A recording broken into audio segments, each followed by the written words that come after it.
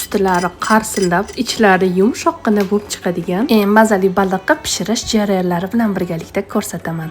Va albatta mazali souslari bilan birgalikda. Buning uchun balig'imizni tutib olib, tilagingni amalga oshiraman desa, e'tibor qilmasdan qirg'ichni shu katta qismidan shaqillatib tangalarini chiqarib tashlaymiz. Bu siz uchun eng zo'r layfhak. Boshini tanasidan judo qilib, dumini ham olib tashlaymiz. Qorlarini tozalab, ikki qismga bo'lib olamiz. Yeyishga qulay qilib, bo'laklariga bo'lib chiqamiz.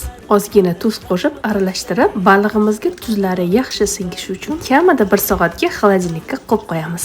Baliqni shunaqa mehr bilan tozalabmanki, fartuklarim dog' bo'lib ketibdi. Bekor bu oq fartugingizni taqibsiz, qoningizni ketkazolmay istayotgan bo'lsangiz yanglishasiz. Bavi bilan har qanaqa dog'i bemalol toza qila olasiz. Ortiqcha yuvib o'tishga hojat yo'q. Kir mashinaga solib 60 gradusdan baland gradusga qo'ysangiz kifoya. Fartuklaringiz avvalgidanda oppoqqina bo'lib chiqadi. Bavini qayerdan olaman deydigan bo'lsangiz, Havas Uzum Market, korzinka do'konlaridan bemalol topishingiz mumkin. Albatta, rangli kiyimlarga ham bemalol ishlatsangiz bo'ladi.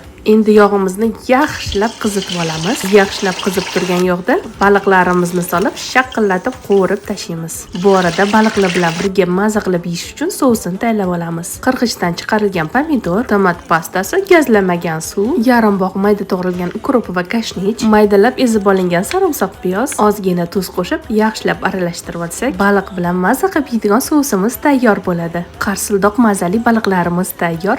Oling, siz ham yeb ko'ring.